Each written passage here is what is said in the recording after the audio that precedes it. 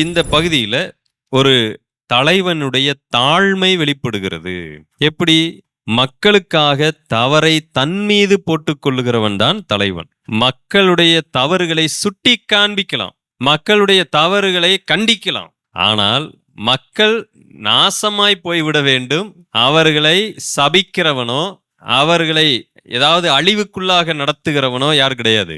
தலைவன் கிடையாது. அப்ப உண்மையான தலைவன் என்ன செய்கிறான்? தவறுகளை சுட்டி காண்பிக்கிற எத்தனையோ வேலைகளை பரிசுத்தவான்கள் செய்திருக்கிறார்கள். அதே சமயத்துல அந்த தவறு செய்தவர்களுக்காக தேவனிடத்துல மன்றாடக்கூடிய வேலையும் செய்கிறார்கள். அவர்களுடைய மனம் திரும்புதலுக்காக சில இடங்களிலே பொதுவான நாங்கள் எல்லாம் சேர்ந்து பாவம் செய்தோம் என்று எல்லாருடைய தவறையும் தன் மீது சுமத்தி கொள்ளக்கூடிய தலைவர்களையும் நாம பார்க்கிறோம். இந்த பாரம் இல்லாவிட்டால், இந்த தன்மை இல்லாவிட்டால் நீங்களும் நானும் தலைவனாக இருக்க முடியாது. நல்லா பாருங்க, மக்களுக்காக பரிந்து பேசுகிறவன், மக்களுக்காக தன் உயிரை பணயம் வைத்து மன்றாடுகிறவன், மக்களுக்காக தவறை தன் மீது போட்டுக் கொள்ளுகிறவன் யாராவது இருக்காங்களா? மோசே, ஆண்டவரே ஜீவ புஸ்தகத்திலிருந்து என் பேரை கிறுக்கி போடும் அப்படின்னு இவங்க போய் நின்னார். அவர்களுக்கு பதிலாக நானே சபிக்கப்பட்டு போயிருக்கலாம் என்கிற அளவுக்கு பவுல் பேசுகிறார். வேற யாரும்? ஆண்டவராய் இயேசு கிறிஸ்து.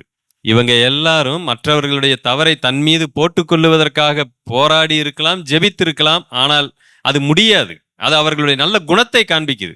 என்னதான் மோசே அவங்களுக்கு பதிலாக என் பேரை எடுத்து போடுங்கன்னு சொன்னாலும் ஆண்டவர் அப்படி செய்ய மாட்டார். அது சட்டமும் இல்லை, தேவ சித்தமும் இல்லை. ஆனால் அது மோசேயினுடைய நற்குணத்தை காண்பிக்கிறது. ஆனால் ஆண்டவராய் இயேசு கிறிஸ்து அதை லிட்டரலா என்ன பண்ணாரு? செய்திருக்கிறார். சோ அந்த குணாதிசயம் நமக்கு வேண்டும். ஒருவரை நாம் திருத்துவதற்கு முன்பதாக அவர்களுக்காக அந்தரங்கத்துல தேவனிடத்துல ஜெபிச்சிருக்கணும். ஜெபிக்காம இந்த காரியத்துல நாம ஈடுபடக்கூடாது. மக்களுக்காக தன் உயிரை பணயம் வைத்து மன்றாடக்கூடிய வேலையை மோசே செய்கிறத நாம பார்க்கிறோம். தேவனுடைய வாதை வருகிறது, குறுக்கே விழுந்து அவர் தூப கலசத்தை வைத்து கொண்டு நிற்கிறார். தேவனுடைய கோபத்தை ஆற்றுகிறதை பார்க்கிறோம். ஆனா இன்றைக்கு தன் சபையை விட்டு போய்விட்டால் சபிக்கிற ஊழியர்களை பார்க்கிறோம். தன் சபைக்கு காணிக்கை தராவிட்டால் எப்படா வெளியே அனுப்பலாங்கிறவரை பார்க்கிறோம். நாம சபைன்னு என்னன்னு இன்னைக்கு நிறைய பேருக்கு தெரியல. சர்ச், இதுக்கு முதல்ல வேதம் தெரிந்திருக்க வேண்டும். What is church? சபை என்பது என்ன? இயேசு கிறிஸ்துவினுடைய உபதேசத்தை விசுவாசித்து அப்படி வந்த சீஷர்கள் அவங்க ஒரு இடத்துல கூடி இருக்கிறாங்க. That is search. சர்ச்சினுடைய அடிப்படையே காட்ஸ் வேர்ட், பைபிள். இந்த வேத வசனத்துல இயேசு கிறிஸ்துவின் உபதேசம் நிரம்பி கிடக்கிறது. புதிய ஏற்பாடு முழு சபைன்னு சொன்னாலே புதிய ஏற்பாடு தான். அப்போஸ்தல நடபடிகள்ல இருந்து நாம சபையினுடைய தோற்றத்தை வாசிக்கிறோம். முழுவதுமாக கிறிஸ்துவின் சத்தியத்தால் கட்டப்படாத எந்த சகோதரனை விட்டு நீ பிரிய வேண்டும் என்று வேதம் பேசுகிறது. இன்னைக்கு நிறைய பேர் அப்படி நினைச்சுக்கிட்டு இருக்கிறாங்க. சபைன்னு பேர் வச்சதற்கு பேரெல்லாம் என்ன கிடையாது? சபை கிடையாது. தயவு செய்து ஒன்றை புரிந்து கொள்ளுங்கள். சபை என்பது விசுவாச பிள்ளைகளுடைய கூடுகை, ஒரே சத்தியத்தில் இருக்கக்கூடியவர்கள். ஏதோ ஒரு வேலையா நீங்க ஒரு விசேஷத்துக்கு போறீங்க, வெளியூர் போறீங்க, திடீர்னு அங்க ஞாயிற்றுக்கிழமை வந்து விட்டது. இப்போ உங்களுக்கு பழக்க வழக்கத்தின்படி ஆராதனைக்கு செல்ல வேண்டும். என்ன செய்வீங்க? அப்படி போற போக்கில் அங்க ஒரு கேத்தலிக் சர்ச் இருக்கு, அப்படி போய் உங்க மனசாட்சி, அதுவும் சபை தானே? இல்லை. அதனுடைய நம்பிக்கைக்கும் நீங்கள் நம்புகிறதுக்கு எப்படி இருக்கு?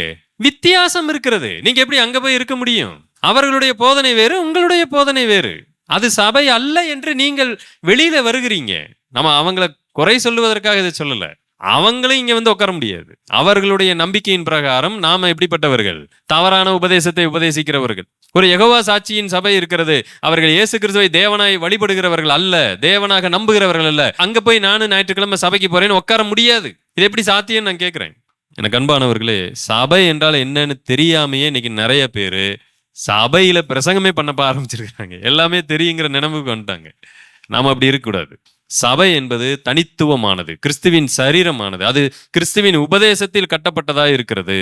அதனாலதான் நாம இந்த சத்தியத்தின்படி சபையை ஆங்காங்க ஆரம்பிக்கிறோம்.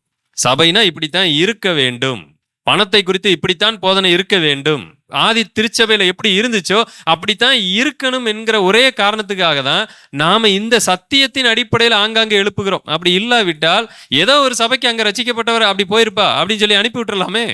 உண்மையா இல்லையா? ஓரளவுக்கு இந்த உபதேசத்தோடு ஒத்து வரக்கூடிய சபைகளை நாம் அங்கீகரிக்கிறோம். ஆனா அதே சமயத்துல நிறைய இடங்கள்ல நம்மளுடைய இந்த உபதேசத்திற்கு ஒத்த உபதேசம் இல்லாத ஒரு சூழ்நிலை இருக்கிறது. ஒரு வெற்றிடத்தை நான் பார்க்கிறேன். அந்த வெற்றிடத்தை எப்படி நிரப்ப முடியும்? இனி வரக்கூடிய காலங்கள்ல அந்த வெற்றிடம் பெரிதாகி கொண்டே போகிறது. நம்மளுடைய சபையினுடைய சத்தியங்களை நீங்கள் அறிந்திருக்க வேண்டும். அதனாலதான் மக்களை நாம சரியான பாதையிலே நடத்தக்கூடியவர்களா இருக்கணும்.